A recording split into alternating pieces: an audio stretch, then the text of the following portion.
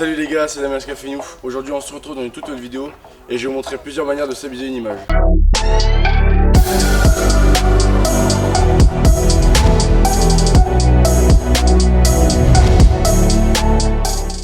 Alors la première façon que je vais avoir de stabiliser une image, ça va être avec un gimbal électronique. Il se stabilise sur 3 axes, avec des moteurs et différents modes d'utilisation du stabilisateur. L'ensemble des stabilisateurs électroniques sur le marché actuel sont assez chers. Donc moi je conseille aux personnes qui ont un faible budget mais qui veulent quand même stabiliser leur image de se tourner plus vers un stabilisateur manuel type Steadicam que j'ai présenté juste après, car celui-ci est plus réservé aux personnes qui veulent avoir une image similaire aux images cinématographiques et qui veulent surtout se professionnaliser. Alors ce genre de stabilisateur est vraiment très bien, car pour les transports on peut vraiment le démonter en plusieurs parties, ce qui le rend vraiment petit. Il est assez léger, donc pour pouvoir filmer plusieurs heures c'est pas vraiment dérangeant. Au début, il est très simple d'utilisation, donc pour les débutants, c'est très simple de faire des beaux plans au début. Et il est surtout très rapide à mettre en place. Alors je vais pas m'attarder trop longtemps sur ce genre de stabilisateur. Je ferai une vidéo plus en détail pour vous donner un test complet de mon Zhiyun Crane Plus. Je vous mets quand même en description 3 types de stabilisateurs avec des prix progressifs. Donc un premier prix assez bas, un prix milieu de gamme et un prix haut de gamme. Et là maintenant on va passer au deuxième stabilisateur manuel, c'est parti.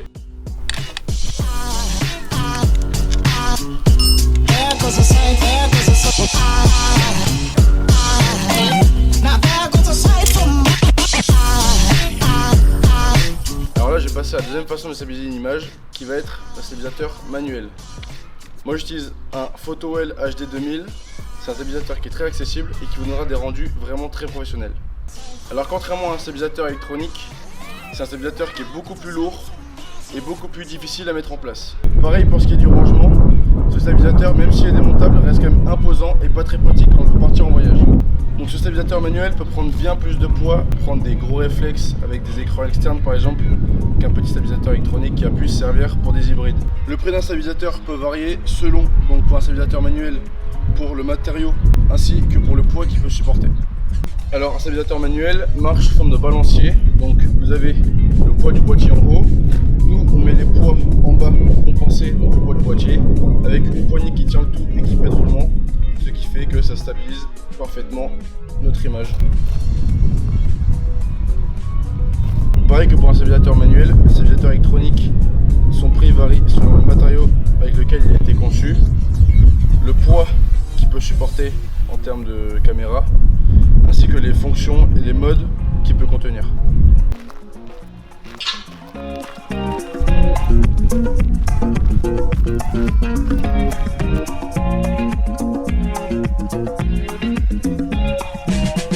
Alors, pour finir, je vais vous montrer une petite astuce pour stabiliser une image.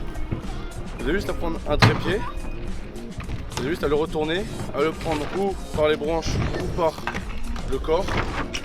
Et vous avancez doucement et ça va stabiliser votre image avec le poids du boîtier qui est en bas.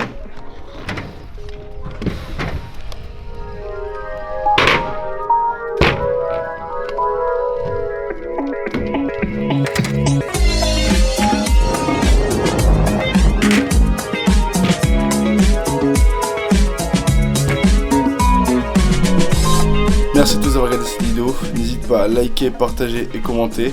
Et nous on se retrouve samedi prochain pour toute nouvelle vidéo. Ciao.